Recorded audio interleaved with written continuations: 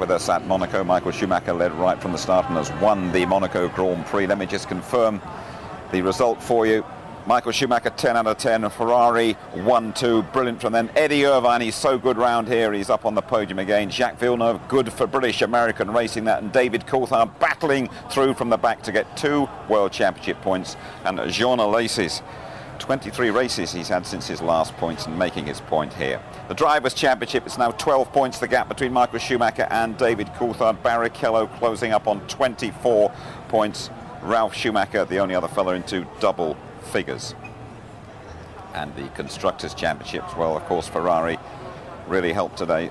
76 points. McLaren on 44. Williams, who never go well round here, on 18. Miserable time for Jordan as well, but of course Villeneuve doing okay for BAR. Only one person we want to hear from today, and that is David Coulthard. Here he is then, David, chatting to James Allen. David, I was on your pit wall for most of the race, an extremely intense sense of frustration. I'm sure in the cockpit was similar. Yeah, it was very frustrating behind Enrique. He was doing his job, but clearly he was so slow. It was just very difficult not to take a big risk. But unfortunately, every time I tried to do a dive, then he was closing the door quite late, I felt, which I guess he's entitled to do. But it just meant I had to sit there. It was inevitable that I would eventually get past, but it just was a long wait, and then I was able to push when I had clean air. And that obviously gained me the spaces to get in front of the other arrows and the Benetton. Tell us about the dummy grip. What happened? What put you in this situation in the first place? Technical problem of which the team will explain, but basically the engine was switched off. Unbelievable. And Michael, of course, has got now 12 points up on you in the championship. It's not over yet, but a little bit more difficult, I guess, after this weekend. Yeah, of course it gets more difficult when they open points, but I can only do my best, and I believe I've done that this weekend, and the rest is down to the racing god. So at the moment he gets the luck, and maybe in Montreal it'll be me.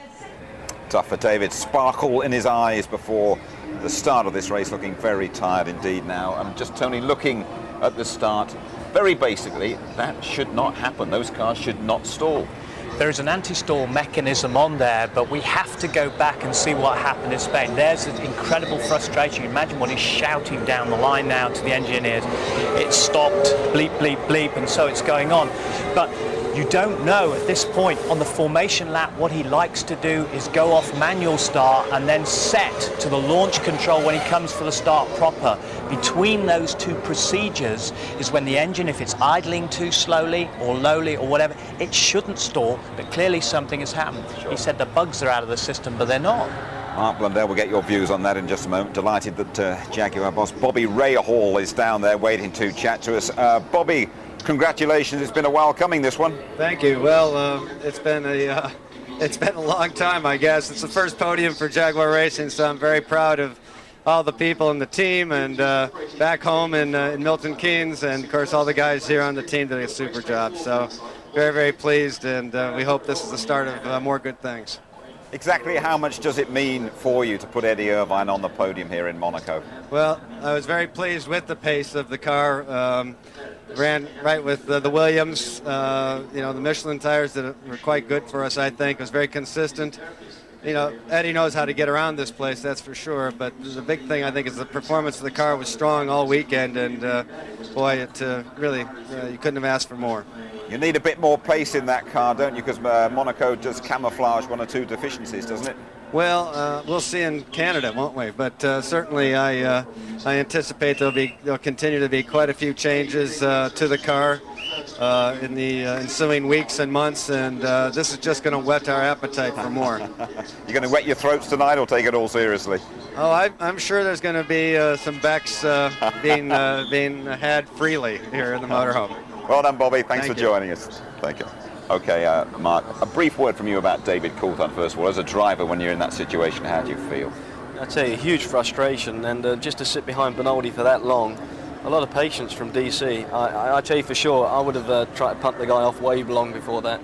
Okay, we'll look at that in a moment. You've been waving the Juan Pablo Montoya flag all season. First time in a Formula One car around here, and a learning curve, eh? Well, yeah, learning curve. I mean, he obviously just a little bit too quick too soon during the race, lost it on the secondary part of the curb and hit the left rear. Just, a mess at the end of it. That's a rookie's mistake, shouldn't happen. When we chatted to Bernie Eccleston before the start, he said he thought this could be Mika Häkkinen's day here. He looked to be going pretty well, and then once again, a bit like David Coulthard, something happened to that McLaren, Tony. Yeah, there's a bit of a mystery, but what we've got to remember is very, very high temperatures here today, and because of running traction control, this is where Rubens goes into second place. This is the first of 3 pit stops that Mika Häkkinen had to make. You know, down that transmission tunnel, there's the heat, there's the vibration, that all sorts of problems could have occurred, and because of traction control. And this circuit, you know, everything's pulling on the transmission, stickier tyres as well. You imagine what the components are being put through. They're actually being tortured. And I feel that something in the transmission trail has let go. Right, now, one or two people out there might never have heard of Enrique Bernoldi, but one or two might have been cursing him during the race, the way he held up David Coulthard. First of all, before we see that, was he in his rights? Of course he was in his rights. It's for position. I mean, he's in his rights because he's in front of DC. But at this point, Coulthard's trying to get by. Bernoldi keeps shutting the door on him. And, you know, everyone's going to know Bernoldi now. He got plenty of airtime, didn't he, with the orange arrows. But I think David did the right thing. He used his brain, and it paid off with 2 points at the end of the race. I mean, I could hear his fans out there almost going, push him off, push him out of the way. I mean, easier said than done. Easier said than done. You can't go and do that in an F1 car. It's so fragile. You're going to be in the wall, or you're going to lose a rear upright, something like that. But 2 points is better than none. But how frustrating for the guy. His World Championship, you can just see it going away from him. And even worse after what happened to him at the start there, Tony. He then has to move over and say, après vous, Michael Schumacher. It's embarrassing. It's denting his pride at this point, and that's why I totally agree with Mark what he's saying there. He gets right out of the way. There was been a GPDA meeting, a Grand Prix Drivers Association meeting before this race, and they've all decided they're going to behave and keep out of each other's way. David is a director of that. Jarno Trulli's been made a true director, a new director of it. But it's embarrassing for him. But his patience has overridden everything, because he thought, no, race of attrition, I'll have to stick it out. It was 5 or 6 times he nearly lost his nose cone, didn't he, going down into Mirabeau. Was he, Mark, was he a bit too polite at times, David Coulthard? I think his timing was just a little bit out, and where he was trying to tag onto the back of the car what was lapping Bernoldi to try and make the objective of his whole move. And I think Martin picked up on it during the commentary, but you know, it took him a long time before he could actually pull that off. Good to see Eddie Irvine coming round here and getting up on the podium again. Yeah, I mean, great race for Eddie. He drove superb. Great result for Jaguar. Goes by Schumacher there, and I think Schumacher's got some issues there with the car. Not sure what really went on. It looks like he was either out of fuel or an engine problem, but I would say probably out with an engine problem. Once you put some fuel in this car, as you see on screen, he doesn't pull away again, so terminal. But what a result for Eddie Irvine. He's back on top again. He is indeed. Great to see Eddie Irvine back on the podium, and that of course means that Eddie Irvine is back in the press conference they hold here in Monte Carlo for the top 3, and let's have a word with them, shall we? He'll have a good night tonight. Well, Eddie Irvine, he enjoyed himself last night as well at the Grand Prix ball. We will be joining him there when you rejoin us.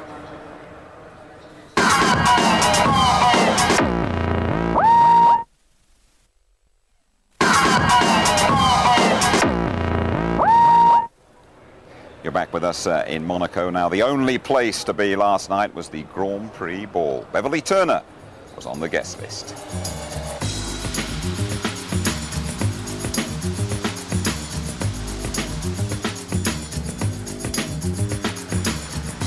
Hello and welcome to the Monte Carlo Sporting Club. This is just up the road from the harbour, and it's the spectacular setting for tonight's charity Grand Prix ball.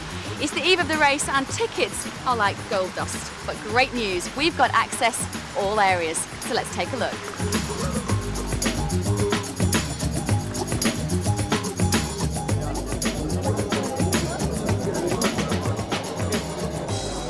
One of the many sporting heroes who's here tonight is Audley Harrison. How are you doing? Hi, Beth. Yeah, not too bad, not too bad. Is this one of the perks of being an Olympic gold medalist, would you say? Most definitely. Yeah, you know, definitely I'm off for a week, so it's come around. It's a great time for me, and coming in, it's unbelievable, really. You know, Monte Carlo, Formula One, it's just so many faces here, and it's just the atmosphere is just really buzzing. It's really good.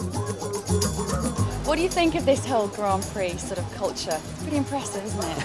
It's just a different world, especially in Monte Carlo. It's just a different world. Everyone just enjoying themselves. Have you been to many Grand Prix? This is my 5th, so I've been to a few. But because a lot of them in the season, you don't get a chance to go. Ross Kemp, last time we saw you, you were in the pits with the Jordan team, I believe. You scrubbed up all right, though? Yeah, my hands are still dirty, though. I'm still suffering. Still got the burn for picking up the tyre the wrong way. I enjoy this F1 world. It's quite amazing, isn't it? Yeah, it's very dapper. Very exciting. But I mean, one thing that I've learned from the time that I've been working with the Jordan team, that it's not all glamorous. Hard work. The boys are dedicated to their job. Inside the sumptuous ballroom, they prepared to feed the 900 guests. Meanwhile, the drivers entertain the crowds with a few party games. There we go, we're off. Up and running. Now cheer for your team, please. Look, you've got to keep them close together. It's the Orange Arrows team.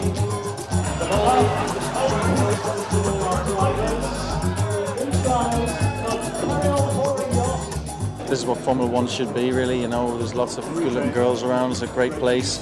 It's warm. There's boats. There's sea. Formula One should be about. It should be. It should be. being around. I think so. That's the reason 99% of us do it. Well, Eddie and the drivers resisted the temptation of another party and headed home for an early night, while the rest of us tucked into a fantastic 6-course meal, complete with a spectacular finale. Well, the ceiling's opened on the dining room, the fireworks are going up, and I'm realising that there is so much more to this sport than just fast cars and photo shoots. And it's Monaco, so it's a little bit special, but if this is even a hint of what this world is all about, I reckon I could get used to this. We'll probably have to get used to the sounds of Italians celebrating tonight as they go back over the border. Mark, just sum it up for us, could you, the race? The master, Schumacher, wins again. Eddie Irvine will be partying tonight for sure. But I think also the fact that DC, patience paid off. And let's not forget Jean Alesi and Prost. For me, that was one of the drives of the whole race. Tony?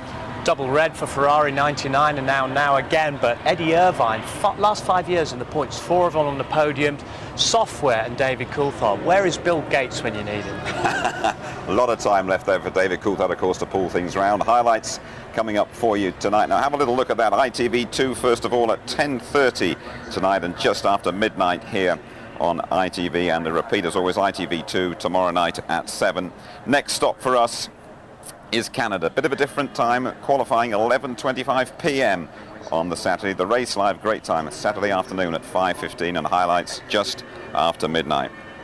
Well, there we are then. Dreadful luck for David Coulthard. Another Monte Carlo triumph for Mr. Monaco, Michael Schumacher. Quite simply, streets ahead again.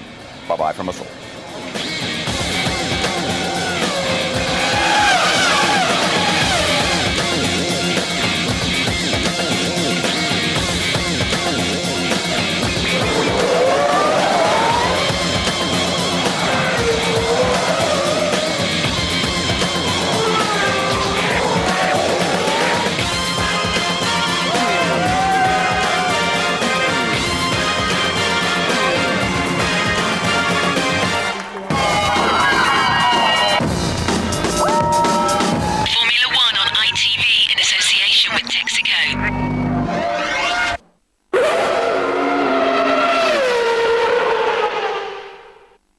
If you'd like to know more about Formula One, the website address sponsored by Foster's is www.itv-f1.com.